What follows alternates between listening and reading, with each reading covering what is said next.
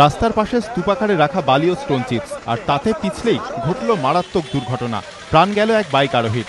ঘটনাস্থল উলুবেড়িয়া। প্রত্যক্ষদর্শীদের দাবি, বৃহস্পতিবার সকালে বাইকে করে তমলুক যাচ্ছিলেন স্থানীয় বাসিন্দা ষষ্ঠী চক্রবর্তী। কালীনগর চৌরাস্তার কাছে রাস্তার ধারে রাখা বালি ও স্টোন চিপসে তার বাইকের চাকা পিছলে যায়। রাস্তায় পড়ে যান ষষ্ঠী। সেই সময় প্রচণ্ড গতিতে ছুটে আসা একটি লরি তাকে পিষে দিয়ে চলে যায়। ঘটনাস্থলেই মৃত্যু হয় তার। ঘটনার পরই উত্তপ্ত হয়ে ওঠে এই এলাকা। স্থানীয় বাসিন্দাদের অভিযোগ, প্রমোটাররা প্রায়ই রাস্তার ধারে বালি ও স্টোন চিপস রেখে দেন। ক্রমশ তা ছড়াতে ছড়াতে চলে আসে রাস্তার প্রায় মাঝখান পর্যন্ত। ফলে দুর্ঘটনা ঘটে প্রায়। সকালবেলায় যে ঘটনা ঘটার পরে আমি এসে যে দেখলাম যে সম্পূর্ণ বালিতে স্লিপ খেয়ে গিয়ে 4 চাকার সামনে বাইকটা ঢুকে যায়। হ্যাঁ, বাইকে ঢুকে গেল। ঢুকে যাওয়ার পরে আমি সেই থেকেই উত্তেজিত করে আমরা কয়েকজন ছেলে মিলে দেখলাম যে সম্পূর্ণ বিল্ডার্সের মালের জন্য অ্যাক্সিডেন্টটা ঘটে।